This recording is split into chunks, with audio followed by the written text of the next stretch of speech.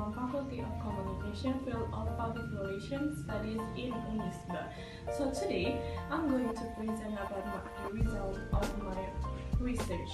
So this is the title of my research is the correlation between nonverbal communication of the teachers with learning motivation of the student.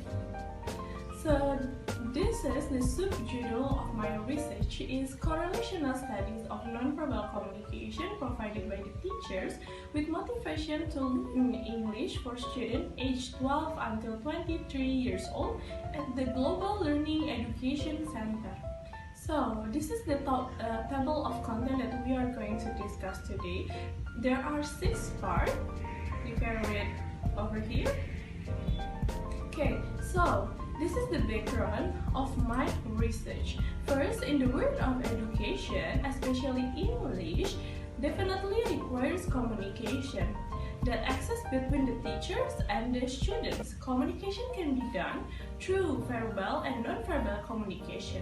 Whereas according to Buja, nonverbal communication can increase learning motivation, especially in learning English. This was also stated by Miss Timur. She said that if the teacher is uncheerful and their student will not enthusiastic to learn. Miss Timur is one of the teachers and of course the owner of Global Learning Education Center. Passion and Power in Teaching English to Student book also said that the use of action and gesture is very necessary in the deliver English material. Then, there are several other statements that the researchers took for this study. The reason why researchers chose global learning is because global learning has a good quality proved by the accreditation that global learning had. And for the teachers at global learning were also qualified, proved by the certification each teacher had.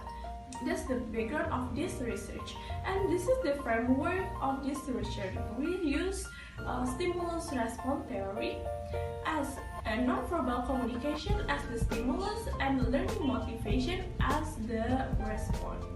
So this is the research purpose. There are 6 purposes in this research. You can see and read over here.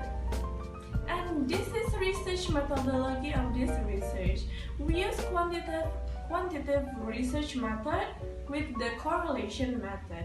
And for the population and sampling, we use total sampling technique. So the population and the sample in this research are 75 people.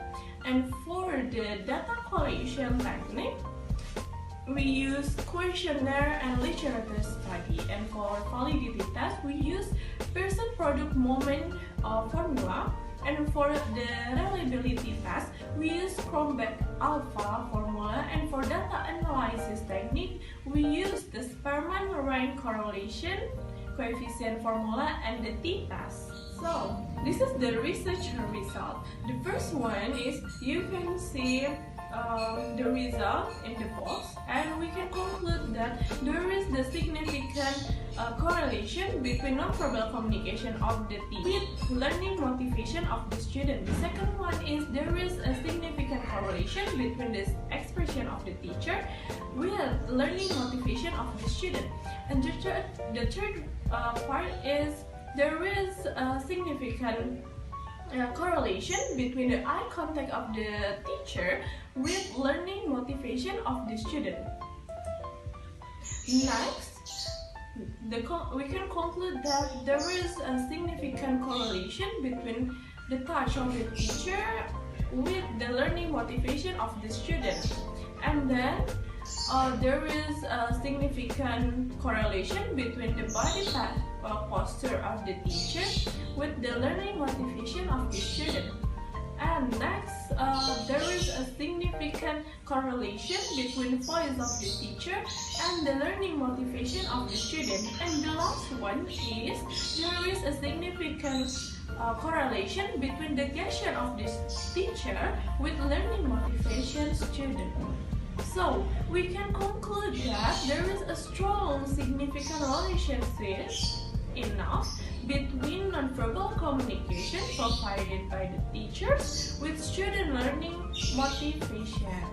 This can be concluded based on the result of statistical tests conducted on the nonverbal communication indicators of the teacher with student learning motivation. Okay, that's all about presentation today about my research. Thank you very much and see you next time. Wassalamualaikum warahmatullahi wabarakatuh.